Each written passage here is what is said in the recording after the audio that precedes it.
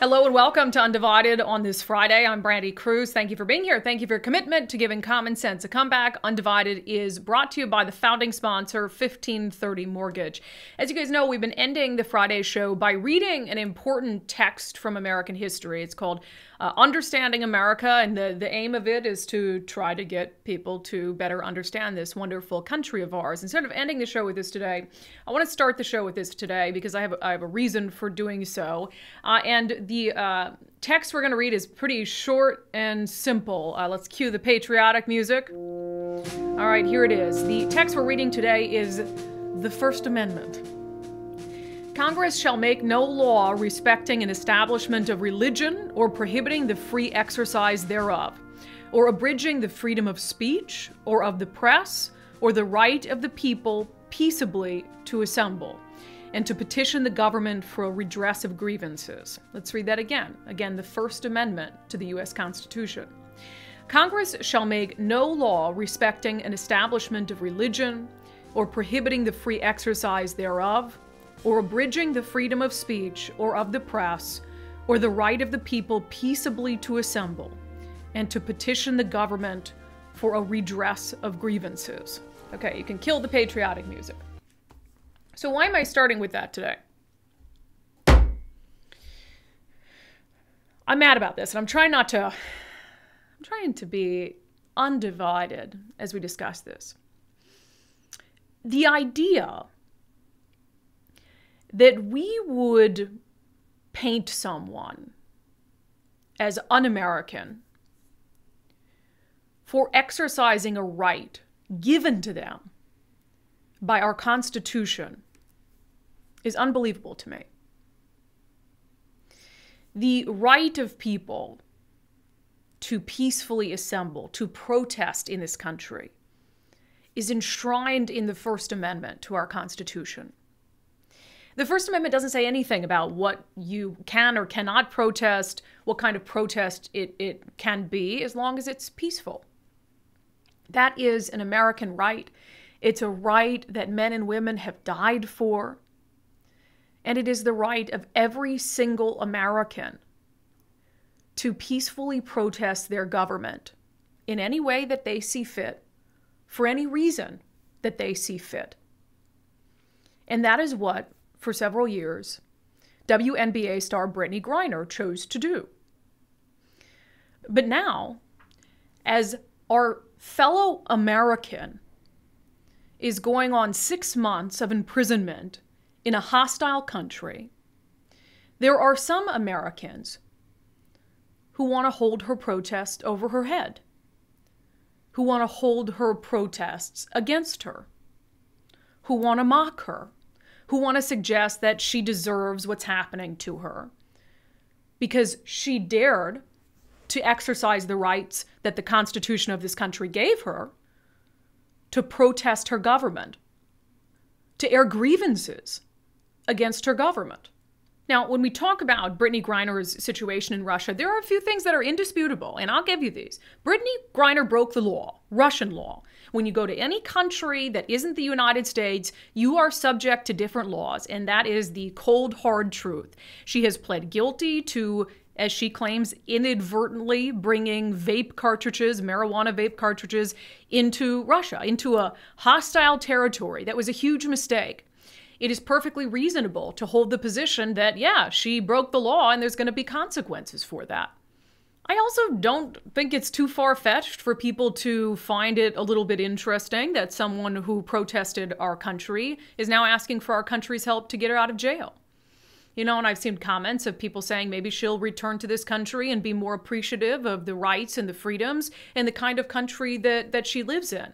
All of that is fine. That's not what I'm taking issue with. Again, the First Amendment, the amendment that Brittany Griner used to be able to protest her country, is also the amendment that gives you the right to say whatever you want about Brittany Griner's situation in Russia. But again, what I take issue with is the insinuation by some that Brittany Griner has somehow become less American and therefore less worthy of our care and concern about our fellow American because of protests she engaged in against her own country. I can think of very few things more American than that. Do I like it? Do I like kneeling during the national anthem? Do I like people who leave the floor during the national anthem? No, because the national anthem, the flag, respecting the flag, and everything that it stands for, everyone who sacrificed for it, is important to me personally. But do I believe that Brandi Griner has a right to do that? Of course I do. Brandi Griner has been detained in Russia for 6 months.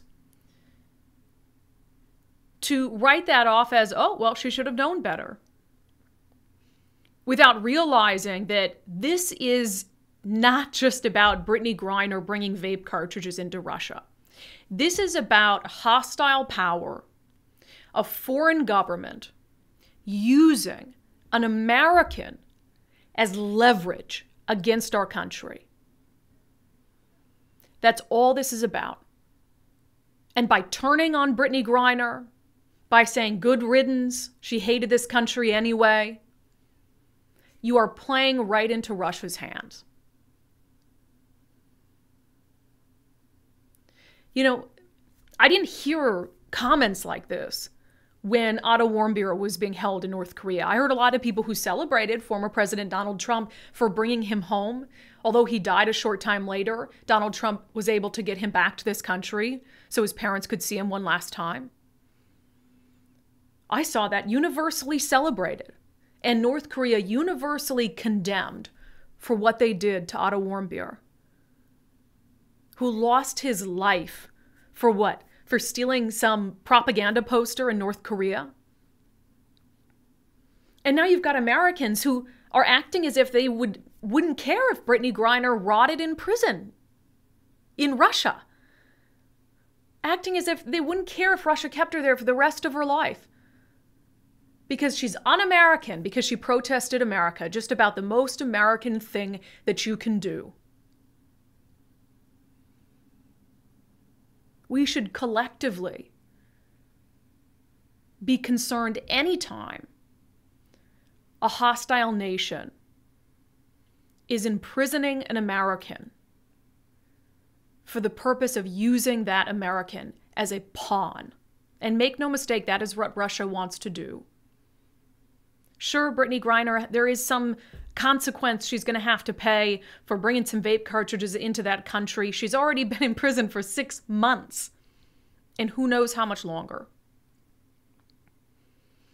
So yes, criticize Brandi Griner for going into Russia in the first place. Criticize Brandi Griner for bringing vape cartridges into Russia. Criticize Brandi Griner for criticizing the United States.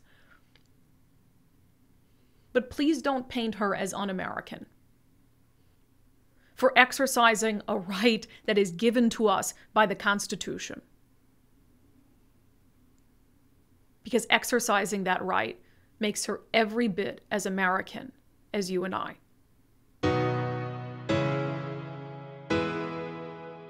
We've been talking on the podcast about whether the government is intentionally or unintentionally trying to separate parents from their children, trying to sort of take over the role of a parent in a lot of ways. There's a law that's fairly new in Washington state that allows kids over the age of 13 to make a wider range of medical decisions by themselves without a medical provider being able to inform that child's parents. You can just imagine that, a 14-year-old, 15-year-old, 16-year-old making serious medical decisions completely on their own without their parents being informed. It's quite controversial, and I understand why.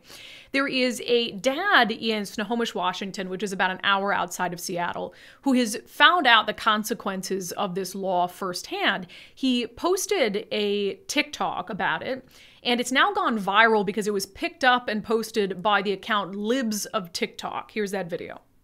I'm going to try to make this short. If you have teenage kids in Washington State, watch this video.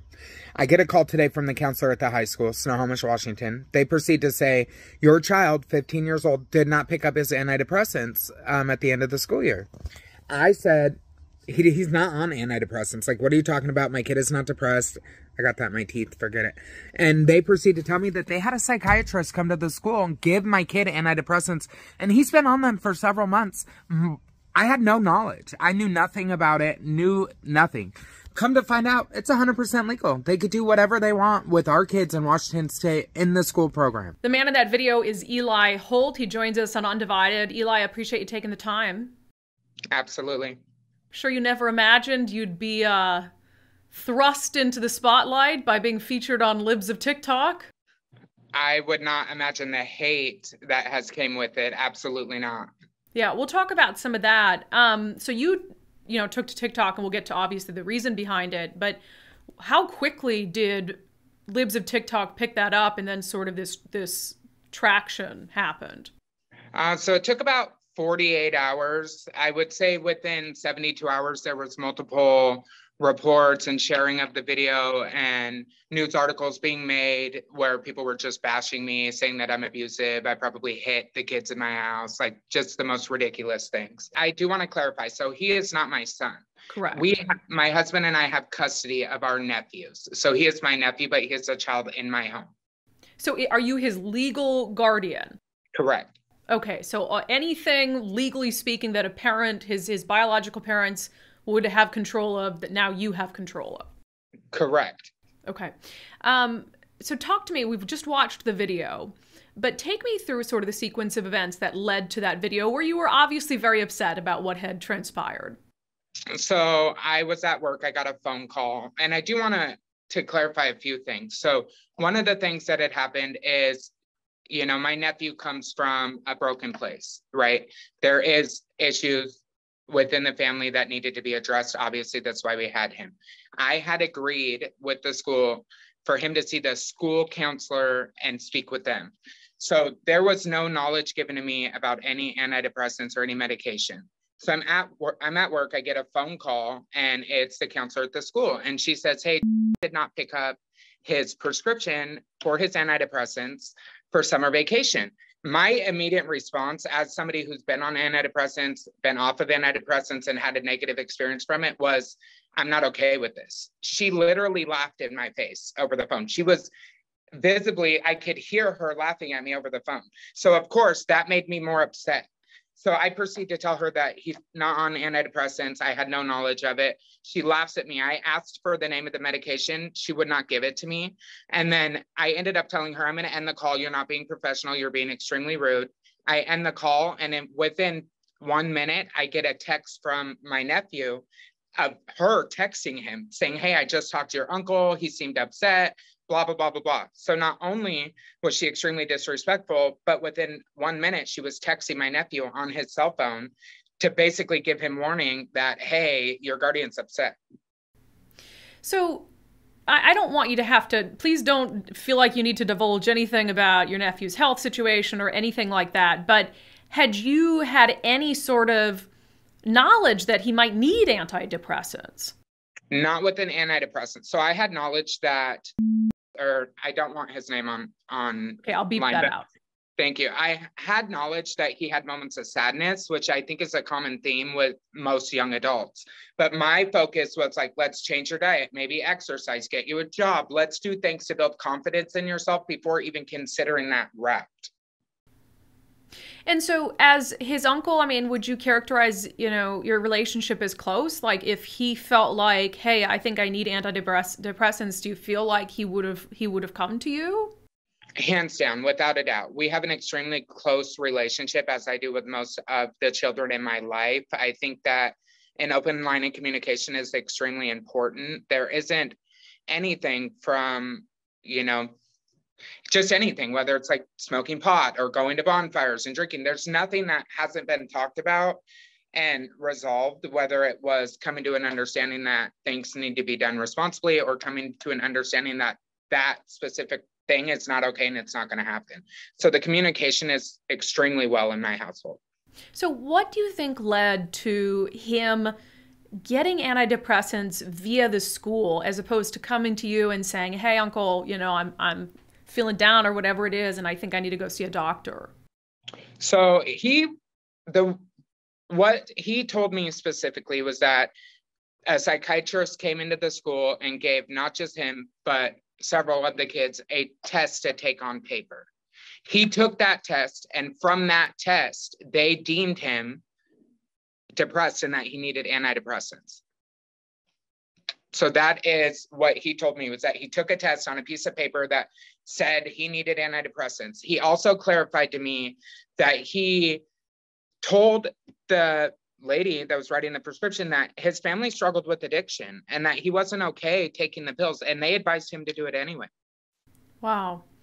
So one other thing that you clarified a few things in some follow-up videos when this really started to gain traction. One of the things you said is your nephew was under the impression that you knew that he had been prescribed these antidepressants, that you had been told. Yes. So, and that isn't per se, like, I don't believe anybody told him I knew, but when I asked him, he was like, well, you talk to my case manager every day, like on a consistent basis. So he was really surprised that they hadn't mentioned anything about it to me. So this whole ordeal aside, were you aware, just as a Washingtonian, that in this state, teens over the age of 13 can make some of these medical decisions without any knowledge or input from their parents or their guardians? Did you know that? So I was aware that that the parent would not have access to the My Chart, but I was not aware that the child could make the medical decision solely on their own. So I knew that, like, as far as the My Chart went, that, the child has access to their My Chart at the age of 13, but I was unaware that they could give prescriptions, do the types of things that they're doing with their overreaching in the extent that they're doing it. I was completely unaware. And it's something that we've talked about. I mean, it's a totally separate reason, but I had a conversation with a Washington state representative, and we were talking about the crisis of mass shootings in this country, and she was saying, like, look, we're separating parents from their kids and making it harder for parents to know what's going on with their kids. So I guess just from that perspective, as the parent to a 15-year-old, what would you want to change about that law, or what do you think should change about that law? So I feel like this is a really sticky situation because it's such a divide between the left and the right, or difference of opinions. I believe that the parents have the right to parent the child and not the government. And I think that there's been an overreach as far as the things that the government is allowed to do within the household. And if you look statistically, all of the things that have shown antidepressants and what they've caused in juveniles are not positive. There's a lot more negative when it comes to the research that's been done. We are at an all-time high for juvenile suicide. Things are not looking great for our next generation. And it's our job to parent the kids in our household. I don't get to tell, Nancy Pelosi what to do with her nephew. I don't get to tell Joe Biden what to do with his son. The things that happen in our household, and when it comes to parenting, giving medication, and all of the other stuff I don't even want to speak of because it's so insane to me, the things that are actually happening, that's not their choice. It's our job to parent the kids that we're responsible for. And in my opinion, that's the bottom line. You don't get to come into my household. Go ahead. You did say in the video that there are a couple instances where you could understand a child, having to make decisions absent their parents, like if there's abuse in the household or something like that.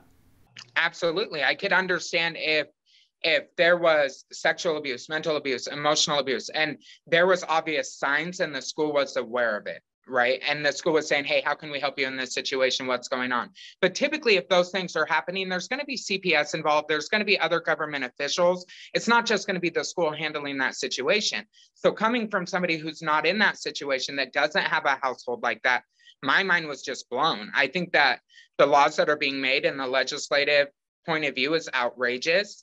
You don't get to tell me how to parent my child, my nephew, my younger siblings. It doesn't matter who it is. If I'm responsible for them at the time, it's my word and what I want to happen. And I don't say that to sound controlling or anything, but I truly believe that I have the best interests of the child at heart when they're with me. I don't care if I'm at the beach and it's somebody else's kid. If they're in my eyesight, I'm responsible for them. So I'm going to do what's best for them in that moment.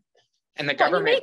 You make a really good point, which is people who advocate for this type of law to give teens more control over their own, health or medical care. They say, well, what if there's abuse or whatever? There are laws for that. If there's an abusive home, the government has laws they can use to intervene, that are above and beyond private independent medical care. So it's a really good point. What kind of interactions have you had with the school since this went viral? None. The last interaction I had with the school was the same day that she called me, and I called her back to say, hey, listen, you have no right to text. The school year is over. I paid that cell phone bill. I would appreciate it if you needed anything regarding the student, you contact me directly. And then she laughed at me and I hung up the phone, and that was the last contact we've had.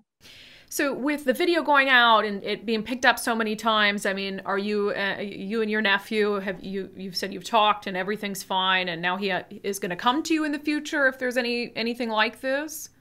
Absolutely. So we have talked extensively just about how important it is that the adults in the household know what's going on with him, and to make sure that he feels comfortable coming to us with those issues, because we've covered a lot of topics. He's a teenager, you know what I mean?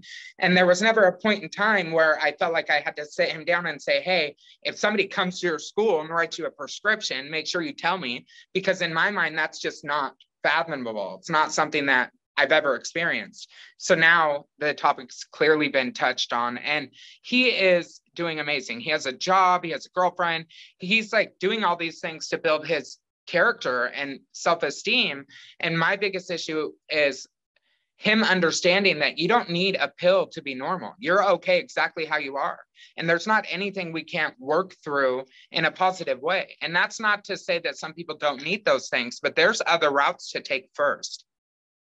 So all of that aside, there's a separate issue of you kind of being thrust in the middle of this, social media storm. On one end, there's the political divide where it was shared by libs of TikTok because I think they see it as proof that the government is, interfering between parents and kids.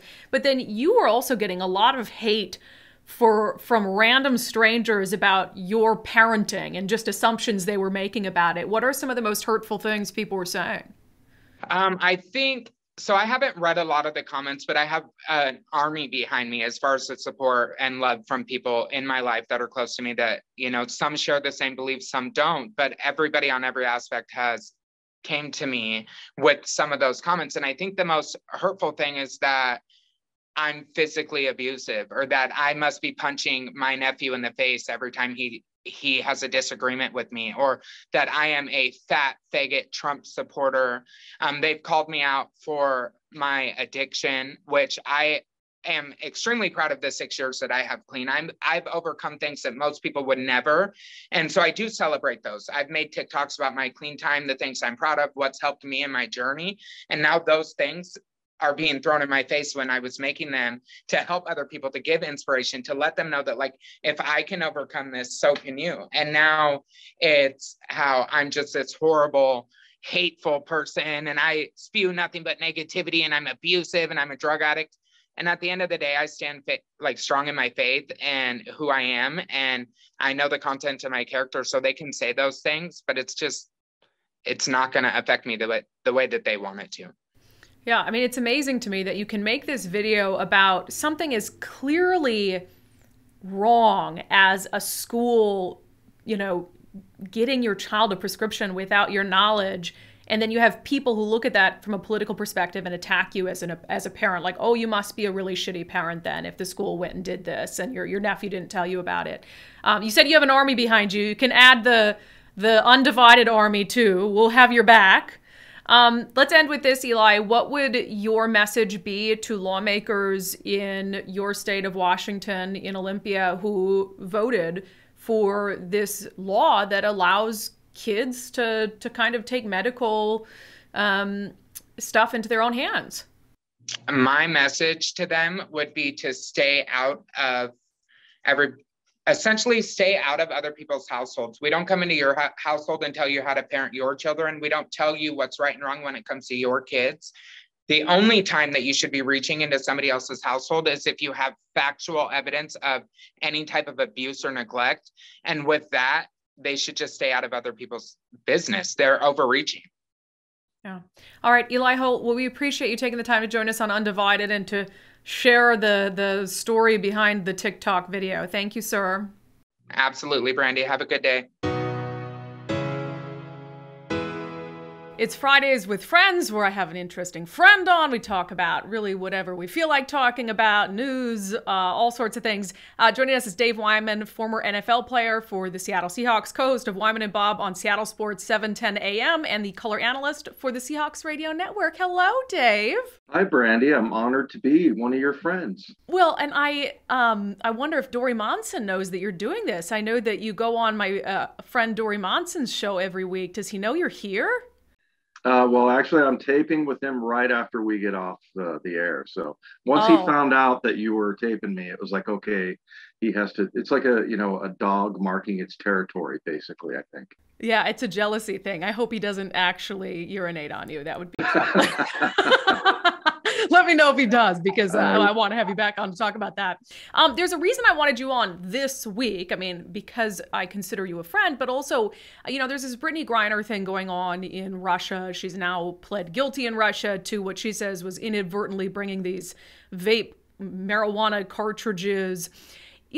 I think what strikes me about her is one of the many things, and I talked about my opinion on this situation earlier on in the show. I know you don't love to talk politics and give your opinion on politics, but I mean, to me, I just thought it was interesting that you have an American athlete who would go to Russia, especially, given the relationship between the two countries. Did you ever have to go over or play overseas or do anything like that when you were an athlete?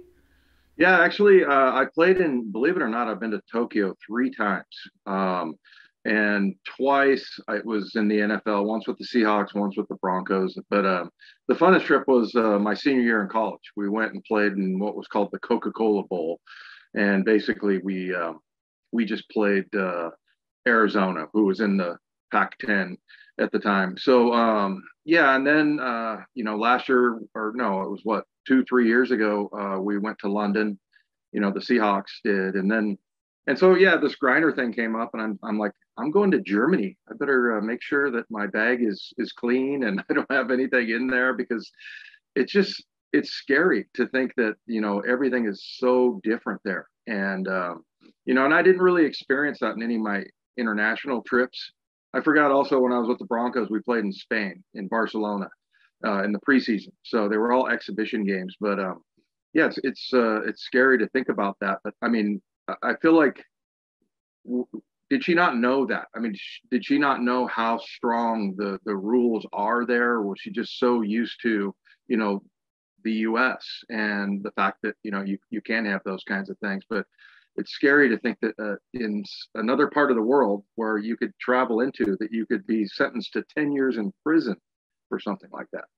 Yeah, and I know that like Spain and London and Tokyo, they're not Russia, but when you were traveling to different places as an American athlete, do you recall getting any sort of special, I don't know if training or direction on sort of how to act or rules or how to behave before you went over?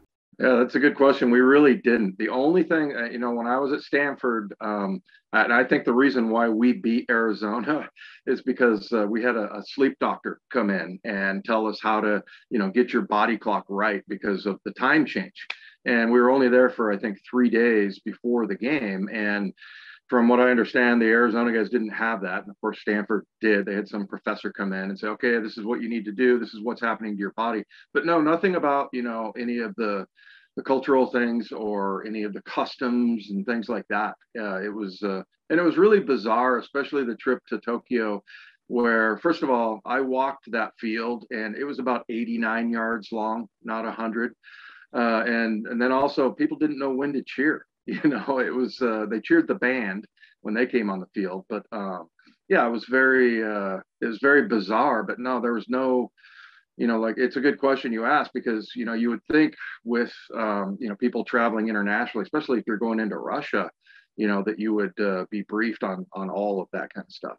Yeah. And again, Brittany Griner says that this was inadvertent, and this is not the crime of the century. I mean, obviously it's serious in Russia, but, inadvertent to leave these in her bag. And I don't know, she might have got some directives on, hey, you're going into Russia, here's what you need to do. But I guess I just think of some of these athletes who on the off season are young. I mean, NBA players and NFL players, some of them are in their 20s, their early 20s. And it's like, gosh, if you're going to travel abroad, you need some sort of direction to make sure you don't get in trouble. Yeah, and I hadn't even thought of that, as far as playing in different countries, what their different rules are for things like that. Because, like you said, it's become so commonplace here. But you would have thought that somebody would have briefed them, though. I mean, especially if you're going into a place like Russia. But still, I mean, the whole thing is just really ridiculous. And hopefully they're able to get her back. And I saw something the other day that possibly we would have to do some kind of a trade, the U.S. So yeah, we'll see. But never experienced anything like that. But I'll tell you what, it sure made me think because, like I said, we're going to Germany this year. The Seahawks are. So yeah, I got to think about all those different rules. Yeah, and at least that's a friendly nation. But I know there's some countries that just have crazy rules around like spitting your gum on the ground and just wild stuff like that. I don't know if you care to weigh in on this, but I've seen some people on Twitter being like, well, if it was James in a Russian prison since February, we would have got him out already. Do you think there's any truth to that? Yeah, I mean, I get that. I understand that. Like here's what I don't understand. Like, I like watching women's basketball, and our friend Dory coached it, and I coached girls in the shot put, and the difference between girls and boys is the girls listen, the boys don't typically. But yeah, but I just don't think you can. I saw during the tournament, I think it was Cadillac or one of the car companies that was talking about what a shame it is that only 10% of the viewers of the NCAA tournament watch the women's tournament. And I'm like, well, what are you going to do about that? I don't really get what the point is. I mean, it's everybody is free to choose, and I do watch the women's tournament, but I don't understand that.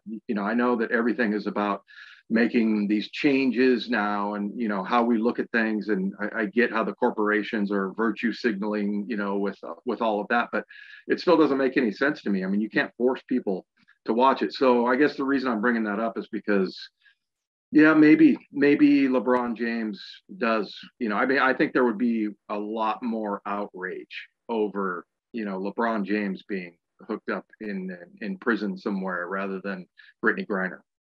Well, and he's just a higher profile celebrity. I mean, to think that Russia, if LeBron James did anything, well, in Russia, to think Russia wouldn't scoop him up to try to use him as leverage, one of the most famous people in America. I mean, absolutely they would, without hesitation. Just segueing into sports in general, back when I was a kid, so like 10 years ago, 15, 20 years ago, It was 40 for me. sports to me was always sort of this thing where it was like there was no controversy, there was no politics, there was no like anger over it. And some of this is tied to the Brittany Griner situation, which has become kind of political because of her, protests during the anthem and stuff, which I talked about earlier, which I think is just silly.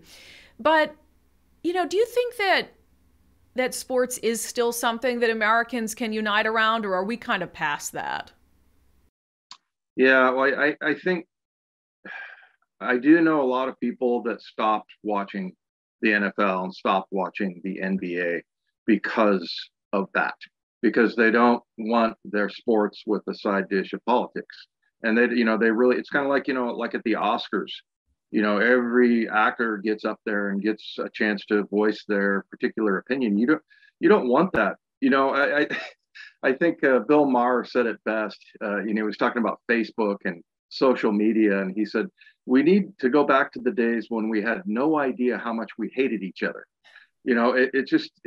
Everything is in your face and being forced on you. And so yeah, I think that you're losing a lot of fans. I mean, I know the NBA's ratings have taken a hit, but it's kind of, I don't think they care. The NFL doesn't care, that's for sure. The NFL is king, but I do think they kind of walk a little bit of a fine line sometimes, because you're right. And for me, it's just, I don't care about people's politics. I want to escape.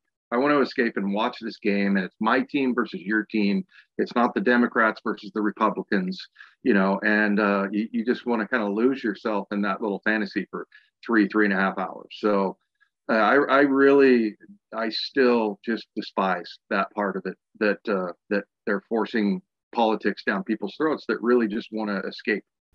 And that's the word I was looking for, I think, is escape. That's sort of the element that feels like it's eroding a little bit.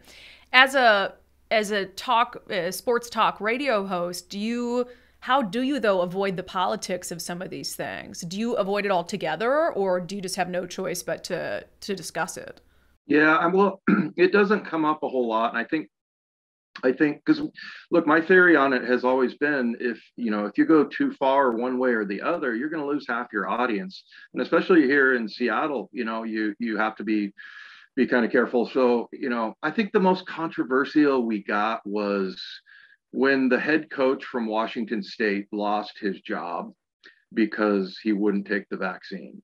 And which, I've said this on Dory's show, I'm all for the vaccines. But as far as the mandates, I think it's outrageous. I mean, for most people it goes, and for me it goes this way: it's God, family, work. That's number 3 on the list. And it's not just some annoyance like, no, you can't smoke on the job, because that's what my co-host was saying. Well, every job has rules. I'm like, this is a little bit different, man. This is you're having somebody force you to do something medically that you may not want to do. And like I said, I'm all for the vaccines. I think it's a good idea, but forcing people to do it at the to the point where you're going to lose your job was just outrageous to me. So for me, I made that point. We didn't go on and on about it, but we kind of run our show like what we were talking about. This is where people go to get away from all that, right? And it's everywhere. So we talk about the Mariners and the Seahawks 85% of the time. Every once in a while we'll do a story like Griner, but for the most part, it's just talking Mariners and Seahawks. And I think people, they tune in just to get away from all of that stuff. Yeah, you try to get away from it, and then I suck you into a political podcast. Well, it's your show. If it's your show, you can do whatever you want. Right? When you were active, when you were playing, do you remember any sort of political, controversial situations that arose, maybe in the NFL? Can you recall any? No, I mean, I'm thinking. I think the first time I heard anything from anyone about politics, because it usually goes during the election, the football season does. And I remember when I was covering the team, and I think it was in 2000. Oh gosh, was it maybe 2008, 6 or 8? Anyway, I heard somebody talking about a political candidate, but I mean that stuff never came up. It really didn't. And everybody was just so nice about it. And it was back in the days where, and I do think that it's like, you don't bring up certain things. You don't bring up religion. You don't bring up politics. That's kind of an old fashioned thing, but it used to be like rude to do that. And now everybody feels obligated, like they have to let everyone know what they think. And, and that's where people get so angry with each other. And, that part of it to me is just, it's ridiculous. Like, no, I don't have to know what you think about this. And I have lots of friends that, Danny O'Neill and I mean, I love Danny. He's like a little brother to me, and we communicate all the time. We're on the show together for 8 or 10 years. We're pretty far apart as far as the politics go. We get along famously. It's not a problem. So yeah, it's I hate how it's become like fashionable to, tell everyone what you think. And I guess it gives everyone a voice. And that's what Twitter and social media, which I'm not on any of that stuff, by the way. And it's done me really well. I've been in the same time slot over there at 710 for 11 years now. So haven't moved and haven't said anything stupid yet. Well, I say lots of stupid things, but haven't said anything that's gotten me in trouble. Yeah, not having social media can be a big help with that, as you know. Let's end with this, a little bit of a weird one, but first, how's your beautiful wife? She's awesome. Shannon and we're going on 30 years now. Thinking about doing something special coming up next May, but she's really into tennis, and I'm like, you're like a cliche, like you're in your 50s and now all of a sudden you're playing tennis. And yeah, but she's really into it, and she's picked it up in like the last 6 or 7 years, so she's doing great. Well, as you know, you outkicked your coverage, and so let's end with relationship advice from Dave Wyman For all my single viewers who are just looking for that perfect someone, what do you got for them? You know, it's funny. I officiated a wedding for my nephew a few weeks ago, and I got ordained online and all that. But my idea was to get marital advice from both families, both sides of the families. And there were some funny responses, like my wife said, you know, put the toilet seat down, and my sister-in-law said, to the question, does this make me look fat? The answer is always no. You know, some funny things like that. But then there were some really good things, like my dad. He said, treat your wife like God is watching, because he is.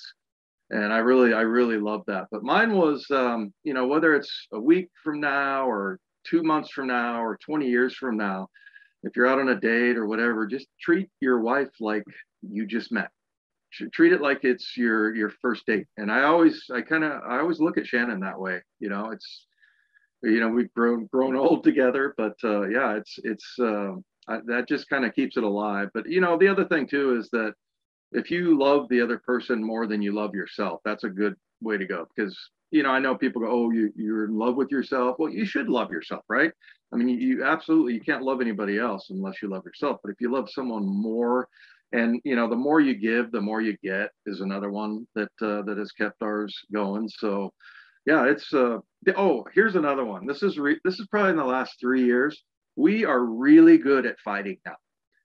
I mean, it does not last more than maybe 5 or 10 minutes.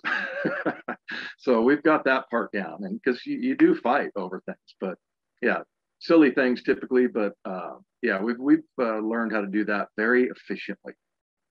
Well, I love it. And there's a reason I asked you about that on a political podcast, because I think a lot of the challenges we're dealing with in our country, you know, and I mean, it goes to like crime and just mental health issues and all this. I think keeping families, strong families together, and strong family units, I think is really important to sort of our country getting back on track. And you've obviously managed to do that very well. So Dave Wyman, I appreciate you joining us on Fridays with Friends. Since you don't have social media, where can people hear you and when?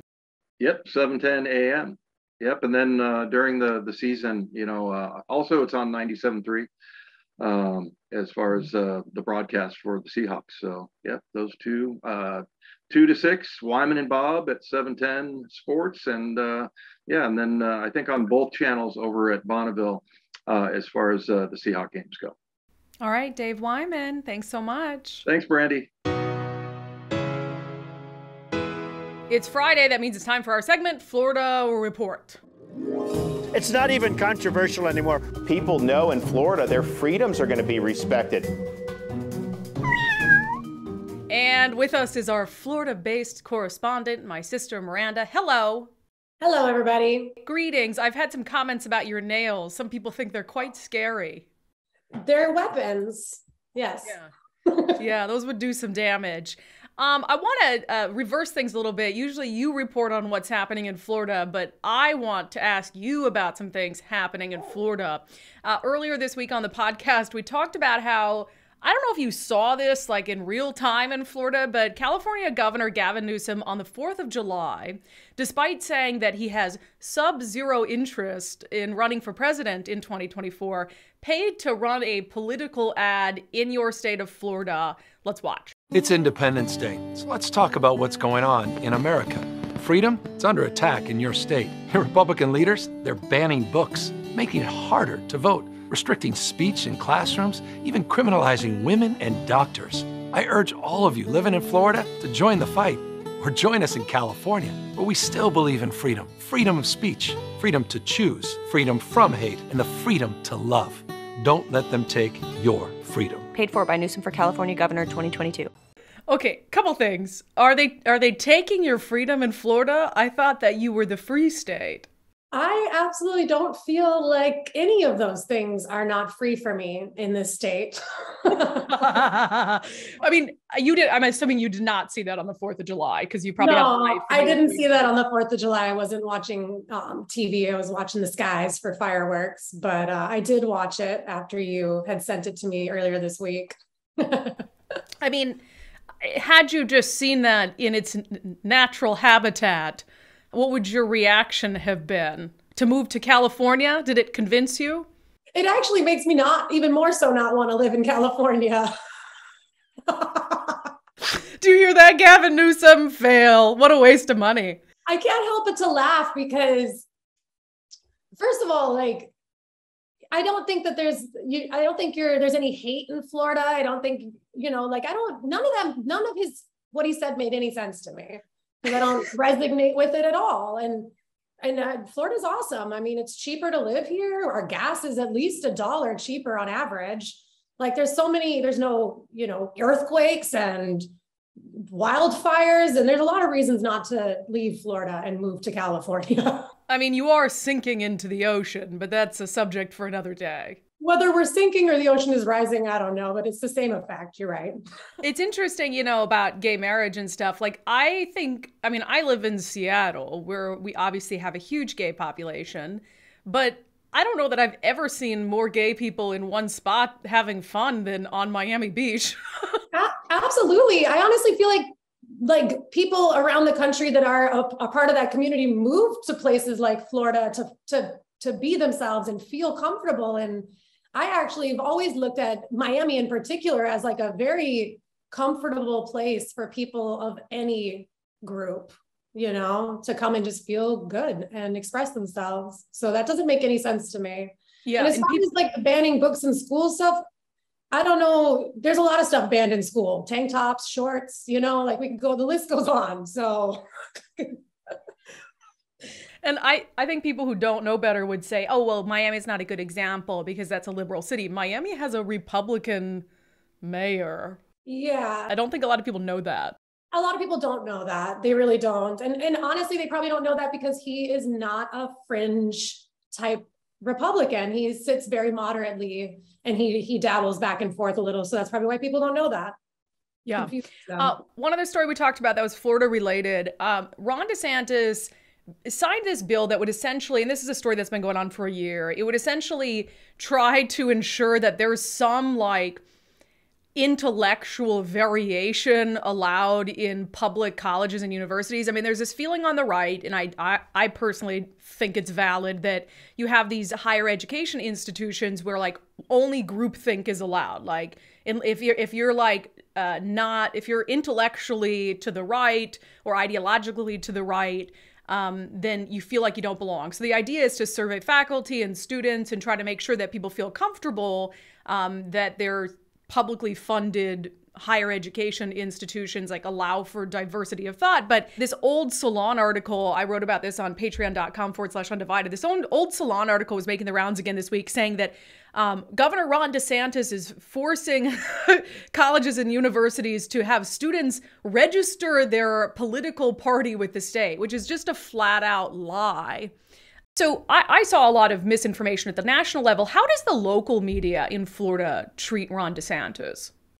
Honestly, the local media treats him, I would say, fairly, because they don't ever have this consistently negative approach to conversations about him. And I did look up this particular bill just to look back at news that was talked about. And I found multiple articles that are headlined, making sure it was noted that it's an optional thing and it's voluntary. So it's like a little annoying that other people would take it and rewrite it a completely different like tone and make it sound like something like mandatory and make very negative light out of something that I think is very productive. To have a survey like this in a publicly funded school, just to ensure that like there is an opportunity of conversation for everybody involved, no matter if it's in the classroom or in the cafeteria or between staff. To me, it's no different than any workplace survey you take to make sure that you're just in a healthy and happy work environment. Being able to feel comfortable, not just politically, but any other way is important. And nowadays, even more so politically, because people really do shut you out for your political views, no matter what they are. So I don't see anything wrong with it. And it kind of bothers me that anybody would try to take it and spin it something negative when I do see it as something that's extremely productive. Yeah, and I think that government institutions so much, they're focused on diversity, but diversity of like gender, sexual orientation, race, but not diversity of thought, diversity of ideology, economic diversity, I think is important. So I would like to see more states do this. But what you said is kind of reassuring to me. I've always felt like local media is less biased than national media, because national media is sort of, they're looking at the bigger picture and they don't have a dog in the fight locally. So it's good to hear that at least Florida media perhaps treats Ron DeSantis a little more fairly than national media. And I do think some of these media outlets actually like, they bank on you not doing your own research. Like they count on you to not double check them. And a lot of people don't double check the news that they take in. So like, this is a really good example of something that is just completely wrong and like put out there in a completely negative way over something that's actually shouldn't be a problem for whatever party you're in, you know? Yeah, and don't get me wrong, like if this was a legit headline that he was requiring students and professors to register political views with the state, I hope every media outlet in the country would go after him with fervor on that, because that would be absurd. But of course, that's not the case at all. It would not be Friday Florida Report without some animal species related story out of Florida. This one's fascinating to me. Florida avoided lockdowns for the most part with COVID, but there is a Florida county that is in quarantine because of a snail? Yeah, right? Okay. Because of giant African land snails. I'm going to read the headline from the CNN article. It says, a Florida county is quarantining after discovery of invasive giant African land snail.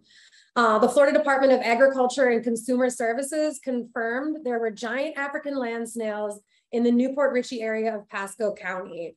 The reason these are such a big deal is not only are they invasive, which means they destroy local like plant and animal life, they will also eat stucco and paint off your house.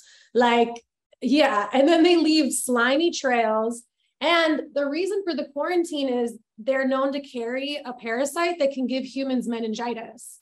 So they're definitely not something to just like, you know, mow over with your lawnmower. It's like a big deal that they're in Florida. And they found over 1,000 of them in this county so far. So the quarantine basically means if you live in that county, you can't remove anything from the county, like from your property, like plants and animals. They are like not letting you basically do like major like landscaping in your yard and then go dump it. There's just like a huge problem because they lay thousands of eggs so they can grow, the population grows fast. And we've had this problem before a few years back, and I don't think they had seen one in Florida since 2017. But now they're back, and now we have a whole new snail problem. So Florida has giant paint huffing, meningitis carrying land snails. Which they grow to 8 inches long. So like a big snail. And they're basically just another courtesy of the illegal pet trade. And also some religious groups use them for what? Rituals. Just rituals of some sorts. Well, that's interesting. Well, it sounds like this county in Florida isn't so free after all. No, not this one. And this is in northern Florida, so they're getting a little closer to the Florida-Georgia line. So it gets a little more normal up that way, but the land snails are keeping it Florida for us. Okay, so you're very far away from the land snails at this hour. I'm not close to these guys. Florida's a pretty big state, so... All right. Okay, Miranda, it's always fun on Friday. I see you more now doing this segment than I did before. Yes, like we actually do see each other way more. This is my only way I can get you to answer my phone calls if it's through a Zoom. Yeah, I'm not very good at the phone. Sorry. All right, that is today's edition of Florida Report. Miranda, thank you. Thank you. It's not even controversial anymore. People know in Florida their freedoms are going to be respected. And that is it for today's episode of Undivided. Thank you for being here. Thank you for your commitment to giving Common Sense a comeback. If you have not become an Undivided subscriber already, now is a great time. We've just expanded our lineup. You get an additional bonus episode every single Wednesday. You can do that at patreon.com/undivided or by becoming a contributor on my locals community, brandycruz.locals.com. The more contributors, the more subscribers, the more content that we can provide you, and the more we can do to help give common sense a comeback. Thank you to the founding sponsor of Undivided, 1530 Mortgage. Visit them at 1530mortgage.com.